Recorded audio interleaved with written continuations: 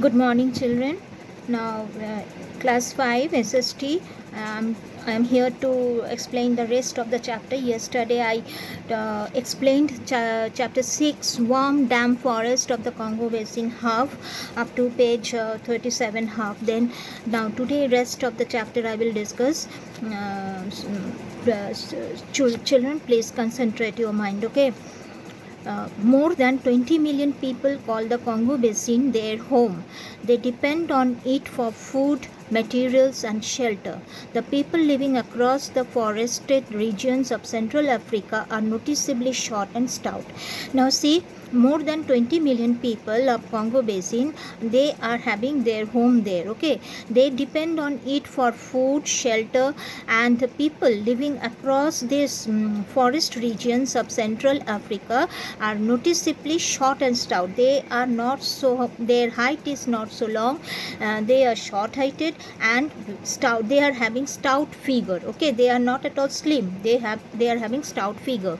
They are called पिग्मीज. उन लोगों जो ये इसमें जो 20 मिलियन आदमी रहता है, तो कॉन्गो बेसिन उन लोगों का घर है, और इसमें उन लोगों का फूड मटेरियल्स मिलता है, शेल्टर भी मिलता है, रहने का जगह भी मिलता है, और इसी में जो आदमी लोग रहता है उनका फिगर बहुत शॉर्ट हाइट होता है और स्टाउट होता है, हेल्दी होता है, ठीक है, और उन लोगों को कहे जाता है पिग्मीज बोला है.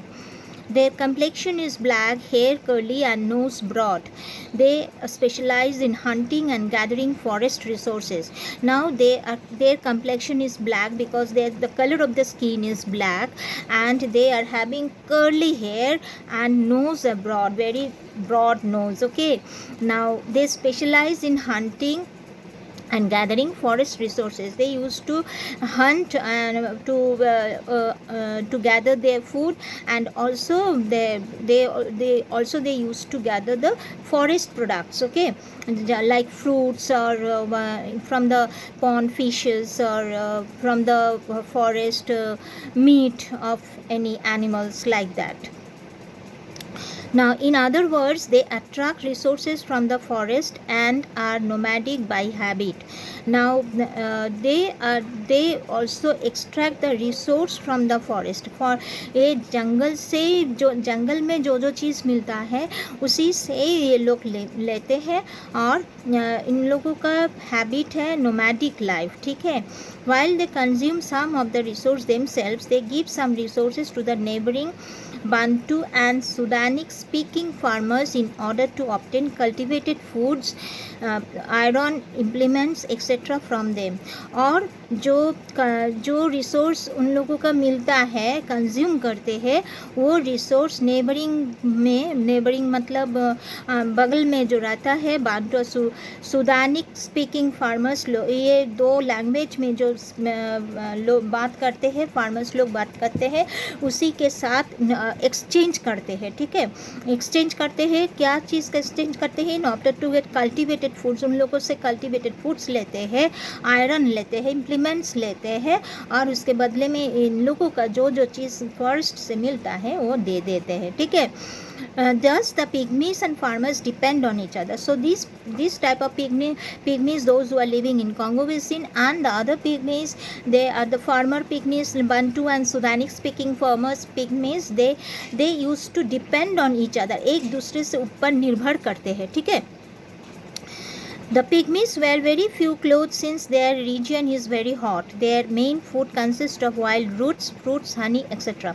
Now ये pygmies लोग बहुत कम कपड़ा पहनते हैं. क्यों कम कपड़ा पहनते हैं? क्योंकि वहाँ पर बहुत गर्मी है, ठीक है. और उन लोगों का मेन फूड्स क्या मिलता है? वो है वाइल्ड रूट्स मिलता है, फ्रूट्स मिलता है, हनी मिलता है, ठीक है. Also they Hunt animals with Bhoj and arrows and eat there flash. और हंट भी करता है एनिमल्स को, और उनको एनिमल्स को फ्लैश उन लोग खा लेते हैं. Nowadays, at many places, they have started clearing forests and cultivating crops. The crops grown include paddy, maize, coconut, banana, date palm, etc. A plant called cassava is also grown and eaten there. It has a lot of starch in it. Now see, nowadays they used to cultivate the crops, okay? And what crops they used to grow? They used to grow paddy, maize, coconut, banana, date farm etcetera. अब जो ये पिग्मीज लोग cultivate करना शुरू कर दिए हैं.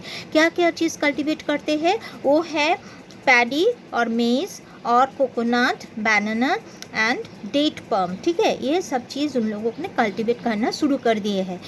Crops grown including plant grow called cassava is also grown and eaten here. Cassava नाम एक प्लांट ग्रो होता है यहाँ पर, और वही चीज़ भी ये लोग खा लेते हैं. It has a lot of starch in it. उसमें स्टार्च बहुत प्रेजेंट है, स्टार्च बहुत ज़्यादा है. The people they speak their language. 3 of them are Swahili, Lingala and Mongo. तीनों लैंग्वेज में ये लोग बात करते हैं, और तीनों लैंग्वेज है Swahili, Lingala and Mongo. They are very fond of music and dance. बहुत म्यूज़िक एंड डांस पसंद करते हैं. Many minerals are found in Congo basin. Congo basin में बहुत सारे मिनरल्स भी मिलता है. In some places there are gold and diamond mines where hundreds of people are employed. बहुत सारे जगह में गोल्ड और डायमंड माइंस भी है, और वहाँ पर बहुत सारे आदमी काम करते हैं. ठीक है. Besides, the countries of the Congo Basin are home to crude oil, copper, manganese, uranium, etc. और इसके अलावा और क्या चीज़ मिलता है? और भी मिलता है, क्रूड ऑयल मिलता है, कॉपर मिलता है, मैंगनीज मिलता है, यूरेनियम मिलता है, और ये सब चीज़ मिलता है. Medicinal herbs, cotton and honey too are available there in large quantities. और मेडिसिनल प्लांट्स भी हैं जहाँ से मेडिसिन बनता है, और हनी भी मिलता है, और ये अवेलेबल वहाँ पर बहुत सारे अवेलेबल है. Region, the people living in this region trade in this things. और ये सब चीज़ लेकर ये सब बिजनेस भी करते हैं. Initially, the Congo Basin region are inaccessible due to the dense forest, but now due to development, building of roads, airports, etc., the situation has changed a lot. Now this Congo Basin region was inaccessible due to the dense forest. Dense forest की वजह से ये region inaccessible है.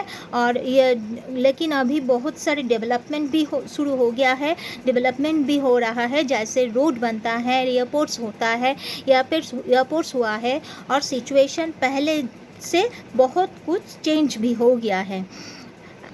Building of infrastructure and setting up of factories have led to a lot of development in the region. Now ये कंगो basin में बहुत सारे building भी डेवलप किया है, बहुत सारी इंफ्रास्ट्रक्चर बहुत अच्छा हुआ है, और बहुत डेवलपमेंट हो गया है. ठीक है. Many schools have also been built which are helping people to acquire education and thus obtain better jobs. और बहुत सारे स्कूल्स भी अभी मौजूद है, और उसमें बहुत सारे लोग पढ़ने के लिए जाते हैं, और पढ़ने के बाद बहुत सारे बेटर जॉब्स भी मिलता है. This in turn is improving the living condition of the people. और धीरे धीरे वो कंगो बेसिन का जो आदमी लोग रहते हैं, सभी का लाइफ स्टाइल थोड़ा धीरे धीरे चेंज हो रहा है. ठीक है. So I hope all of you understood my dear children. You please go through the chapter 10 times, and in the next class we will discuss about the book work, question answers, whatever it may be. I will send it to you. Okay. So before that, you please go through the chapter 10 times. If you can't follow, you can ask me. I am there to help you. My number will be given to you. You can ring me, you can ask me, I will help you. Okay. Thank you.